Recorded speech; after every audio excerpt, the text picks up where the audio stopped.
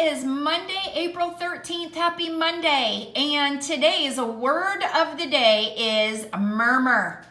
And murmur is a soft, indistinct sound made by a person or a group of people speaking quietly or at a distance. And this was actually in chapter 1 of Number the Stars, which we already read.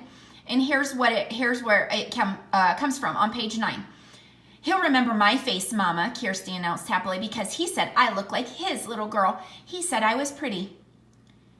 If he has such a pretty little girl, why doesn't he go back to her like a good father? Mrs. Johansson murmured, stroking Kirsty's cheek. Why doesn't he go back to his own country? So you can see murmur is meant to be a soft, kind of indistinct sound. A synonym for murmur might be mumble. Like you can barely hear it, but somebody's saying something kind of under their breath even at times.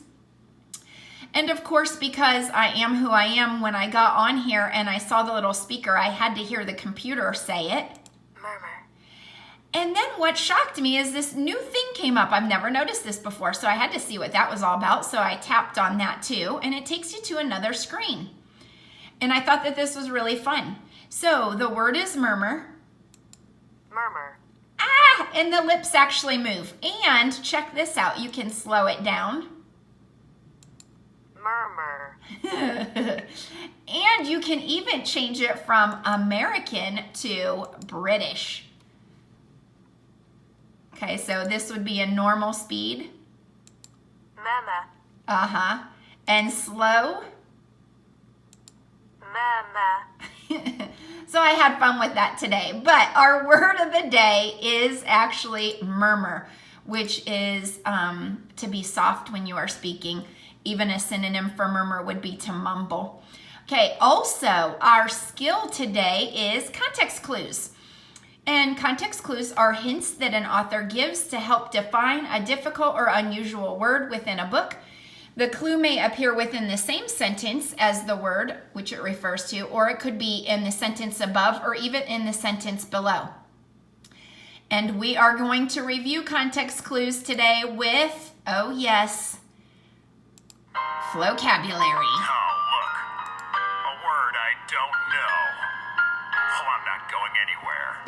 I'll be looking for clues in the context. When I find a new word that's written in a sentence, I look around to see if a similar one is mentioned. That's a synonym, the first clue I use. Like, the actress read through a book and perused a newspaper. And then she took a snooze. Peruse, that's new, so I search for a clue. I see she was reading. Could it be true? Peruse must be a synonym for read through. But if I can't find the answer, then maybe there's an opposite word or an antonym. Like, Langston was jubilant when he got the news before he found out he was depressed with the blues. Jubilant and depressed must be antonyms. Depressed means sad, jubilant must mean happy then. Two new words, peruse, jubilant with synonyms and antonyms. You don't have to Google it. On a top secret mission, check the method. Three words I don't know, like a word detective. Search within the sentence. Look for synonyms, antonyms, explanations, example. On a top secret mission, check the method. Three words I don't know, like a word detective. Search within the sentence. Look for synonyms, antonyms, explanations, example. Detectives, when reading through phrases, you might find the third clue, an explanation. Let's take a look and try to crack this case then. The mansion was dilapidated. The windows were broken. The paint was faded. I'm pretty sure a pack of rats had invaded. Those lines explain the word I didn't know. Dilapidated means falling down and old. Clue 4, I look for examples of the word that might illustrate how to define the term. Eating sweets was against Capone's wishes. Just fruits and vegetables, which are nutritious. I know fruits and vegetables are healthy dishes. These examples lead me to the meaning of nutritious. All these examples and explanations are clues to crack the case like Perry Mason. On a top secret mission, check the method. Three words I don't know, like a word detective. Search within the sentence. Look for synonyms, antonyms, explanations, example. On a top secret mission, check the method. Three words I don't know, like a word detective. Search within the sentence. Look for synonyms, antonyms, explanations, example. All right, guys, there's your vocabulary. So context clues is the skill today. Our word of the day is murmur, and we are going to move on to chapter 2. Now would be a great time for you to open that PDF, that online Number the Stars. I think I left that for you in Google Classroom and with today. So the PDF format of Number the Stars is online for you. We are going to be reading chapter 2. You can pause the video right now and bring that up. You can do a split screen like I showed you so you can follow along as I read. Okay, so here we go with chapter 2. But before we start reading chapter 2, let's do a quick recap from chapter 1. Here's some things that we know. And as I'm saying these things, I want you to pay attention because I'm also going to be saying some things that might be used for your ABC book.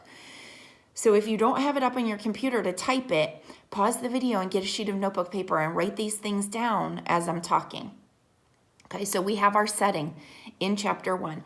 Our setting is Copenhagen, Denmark. So C for Copenhagen, D for Denmark. We also know that it takes place in the year. Ooh, Y seems like it would be a hard one. So if I used year 1943, that helps me with my setting as well. So Copenhagen, Denmark in the year of 1943. And this surrounds 3 girls right now and 2 families. Anne-Marie Johansson and Kirsty Johansson are sisters. So the blonde-haired, lanky girl who was running through the sidewalk and the little sassy girl who told the soldier and smacked his hand away and told him not to touch her, that's Kirsty. The 2 of them live in the same apartment building as Ellen Rosen. So Ellen Rosen is one of the other girls. She was the opposite of Anne-Marie in that she was stocky and she had dark hair. So this is during the time of World War II, and the Nazis have occupied or taken over, context clues, Denmark. So the Nazis are there, and they're there to the point where Anne-Marie says there are Nazis on every street corner.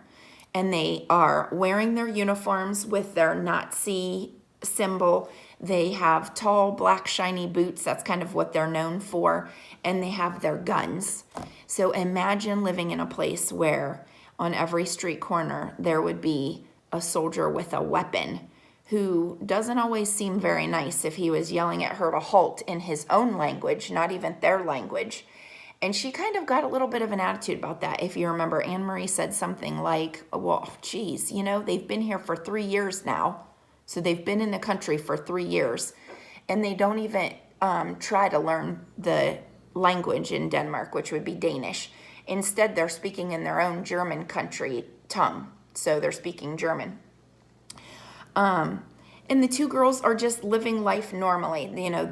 They're around 10 years old, so for the last 3 years they've been living with the soldiers on every street corner. Kirsty's younger, so this could be all she's ever known her entire life, is living with these soldiers on the street corner. So to her it doesn't seem like such a big deal to say stop and smack their hand away.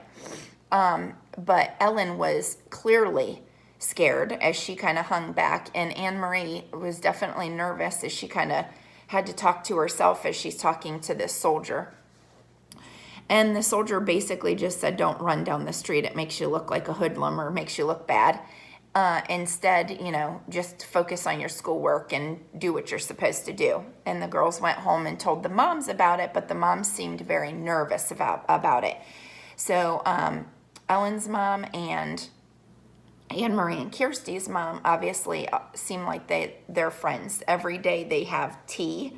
So it's not real tea because the country hasn't been given real coffee or real tea in a very long time. So the moms just kind of make up their own version of tea. Okay, so we're going to go on to chapter 2. It's called Who is the Man Who Rides Past? So if you have your PDF of the book, please have that open and follow along with me. Tell me a story, Anne-Marie, begged Kirsty as she snuggled beside her sister in the big bed they shared. Tell me a fairy tale. Anne-Marie smiled and wrapped her arms around her little sister in the dark. All Danish children grew up familiar with fairy tales. Hans Christian Andersen, the most famous of the tale tellers, had been Danish himself. Do you want the one about the Little Mermaid? That one had always been Anne-Marie's own favorite, but Kirsty said no. Tell the one that starts with a king and a queen, and they have a beautiful daughter. All right. Once upon a time, there was a king, Anne-Marie began. And a queen, whispered Kirsty. Don't forget the queen. And a queen. They lived together in a wonderful palace, and was the palace named Amlienborg? Kirsty asked sleepily. Shh, don't keep interrupting or I'll never finish the story. No, it wasn't Amlienborg. It was a pretend place. Okay, so if Anne-Marie is saying this is a pretend place, then Amlienborg must be a real place. Yes, because what we will find out is Denmark has a king and queen. So it's kind of like another European country that has kings and queens like Great Britain does in England. So Amlienborg is a real place in Denmark that houses the King of Denmark currently in this time, 1943. But Anne-Marie's trying to make up a story for her sister. Anne-Marie talked on, making up a story of a king and a queen and their beautiful daughter, Princess Kirsten. She sprinkled her tale with formal balls, fabulous gold-trimmed gowns, and feasts of pink-frosted cupcakes, until Kirsty's deep, even breathing told her that her sister was sound asleep. She stopped, waited for a moment, half expecting Kirsty to murmur. Then what happened? Murmur is the word of the day. Remember, it means to kind of talk quietly. But Kirsty was still. Anne-Marie's thoughts turned to the real King Christian X and the real palace, Amlienborg, where he lived in the center of Copenhagen. So A could be for, A is for Anne-Marie. We already did that one, sorry. And X, I did King Christian X to help you out with that too. How the people of Denmark loved King Christian. He was not like fairy tale kings who seemed to stand on balconies giving orders to subjects, or who sat on golden thrones demanding to be entertained and looking for suitable husbands for their daughters. King Christian was a real human being. A man with a serious, kind face. She had seen him often. When she was younger, each morning he had come from the palace on his horse, Jubilee. Oh, Jubilee is the name of his horse. J for Jubilee, King Christian's horse. And ridden along through the streets of Copenhagen, greeting his people. Sometimes when Anne-Marie was a little girl, her older sister, Lise, had taken her to stand on the sidewalk so that she could wave to King Christian. Oh, we were just introduced to another character. So there's an older sister named Lise. So there are 3 Johansson girls. Lise, Anne-Marie, and Kirsty.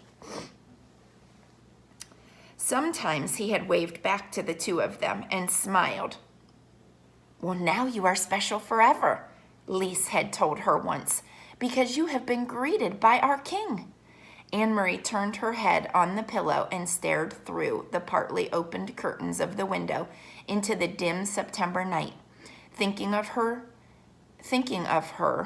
Lise, made her solemn. Her lovely sister always made her sad. Well, that seems odd. Why would her thinking of her older sister make her sad? Well, if I'm thinking out loud about this, there's a couple things that are going through my mind. But the first thing to go through my mind is if she's much older, maybe she's already moved out. Because, like an older sister that maybe has gotten married or had a family of her own, maybe she's already moved out. I don't know. Because I know there seems like a pretty big difference between Anne-Marie and Kirsty. So maybe there was a big difference between Anne-Marie and her older sister, Lise. The other thing that I think about is, we're reading about a time a little back in history in the past, and maybe her sister got sick and isn't well, or maybe her sister had passed because she got sick. I don't know. But these are all reasons that my mind is churning about why Anne Marie would be sad thinking about her sister, because usually we're not sad when we're thinking about our siblings. So she turned her thoughts again to the king, who was still alive, as Lise was not. So now we know. She remembered a story that Papa had told her shortly after the war began, shortly after Denmark had surrendered and the soldiers had moved in overnight to take their places on the corners. So Denmark had surrendered, and surrender is a word that means to give up willingly. So instead of Denmark fighting the Nazis, they ended up surrendering, which had the Nazis moving into Denmark and taking over. One evening, Papa had told her that earlier he was on an errand near his office, standing on the corner waiting to cross the street, when King Christian himself came by on his morning ride. One of the German soldiers had turned suddenly and asked a question of a teenage boy nearby. "Who is that man who rides past here every morning on his horse?" the German soldier had asked. Papa said he had smiled to himself, amused that the German soldier did not know, because you would think that the people who are in the country would know that that's the king of the country. He listened while the teenage boy answered the question. "He is our king," the boy told the soldier. "He is the king of Denmark." "Well, where is his bodyguard?" the soldier had asked. And do you know what the boy said? Papa had asked Anne Marie. She was sitting on his lap. She was little then, only 7 years old. She shook her head, waiting to hear the answer. The boy looked right at the soldier, and he said, "All of Denmark is his bodyguard." Anne Marie had shivered. It sounded like a very brave answer. "Is that true, Papa?" she asked. "What the boy said?" Papa thought for a moment. He always considered questions very carefully before he answered them. "Yes," he said at last, "it is true. Any Danish citizen would die for King Christian to protect him." "You too, Papa?" "Yes." "And Mama?" "Mama too." Anne Marie shivered again. "Then I would too, Papa, if I had to." They sat silently for a moment. From across the room, Mama watched them, Anne Marie and Papa, and she smiled. Mama had been crocheting that evening 3 years ago. The lacy edging of a pillowcase, part of Lise's trousseau. Her fingers moved rapidly, turning the thin white thread into an intricate narrow border. Lise was a grown-up girl of 18, so 3 years ago, Lise was 18. So she would be 21 now. So something happened between 3 years ago and now that would have caused her death. And again, like with Tuck Everlasting, we talked about illness. Illness could have been a thing in 1943 as well. When Lise and Peter married, Mama said, Anne Marie and Kirsty would have a brother for the very first time. "Papa," Anne Marie had said finally into the silence, "sometimes I wonder why the king wasn't able to protect us. Why didn't he fight the Nazis so that they wouldn't come into Denmark with their guns?" Papa sighed. "We are such a tiny country," he said, "and they are such an enormous enemy. Our king was wise. He knew how few soldiers Denmark had.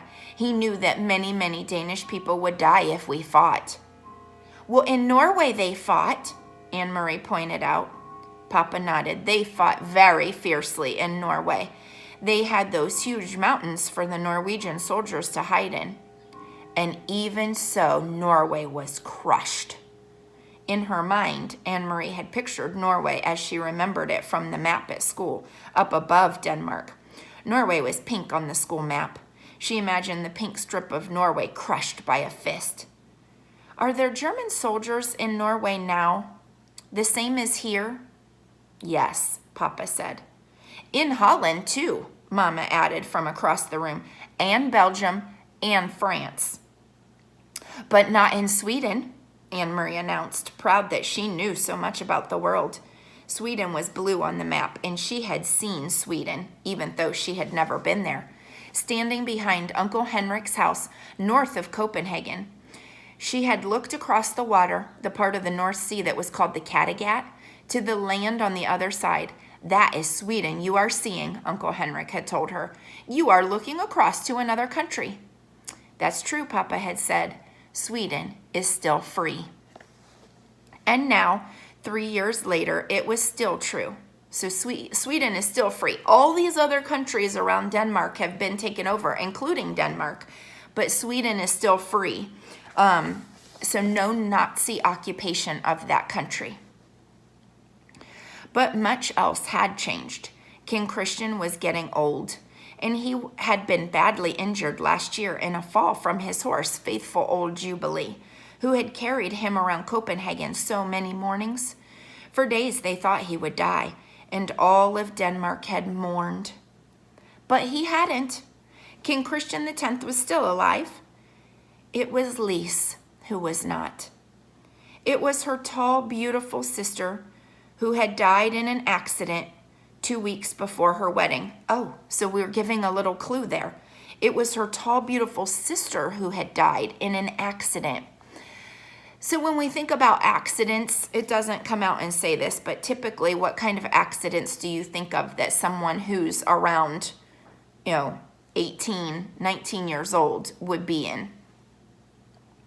My first thought is a car accident. I don't know how many of you thought a car accident, but that was my first thought. And yes, there are vehicles in 1943, so it could have definitely been a car. It could have been another type of accident too. That's just where my head goes first. In the blue carved trunk in the corner of this bedroom, Anne-Marie could see its shape even in the dark, were folded Lisa's pillowcases with their crocheted edges, her wedding dress with its hand-embroidered neckline, unworn, and the yellow dress that she had worn and danced in with its full skirt flying at the party celebrating her engagement to Peter. Mama and Papa never spoke of Lise. They never opened the trunk, but Anne-Marie did from time to time. When she was alone in the apartment, alone she touched Lisa's things gently, remembering her quiet, soft-spoken sister who had so looked forward to marriage and children of her own. Red-headed Peter, her sister's fiancé, had not married anyone in the years since Lisa's death. He had changed a great deal. Once he had been like a fun-loving older brother to Anne-Marie and Kirsty, teasing and tickling, always a source of foolishness and pranks. Now he still stopped by the apartment often, and his greetings to the girls were warm and smiling. But he was usually in a hurry, talking quickly to Mama and Papa about things Anne-Marie didn't understand. He no longer sang the nonsense songs that had once made Anne-Marie and Kirsty shriek with laughter, and he never lingered anymore, so he never stayed around. Papa had changed too. He seemed much older and very tired, defeated. The whole world had changed. Only the fairy tales remained the same. And they lived happily ever after, Anne-Marie recited, whispering into the dark, completing the full fairy tale for her sister, who slept beside her, one thumb in her mouth. And that's the end of chapter 2. So now what you're going to do is you are going to do your exit ticket for chapter 2. Your exit ticket for chapter 2 needs to be completed by midnight tonight. Tomorrow, there'll be a new video. We'll talk about tomorrow's word of the day, which today was murmur. We'll talk about tomorrow's skill. Today is context clues. We'll review chapter 2, and then we'll move on to chapter 3. Bye, everybody. Finish that exit ticket. Have a great day.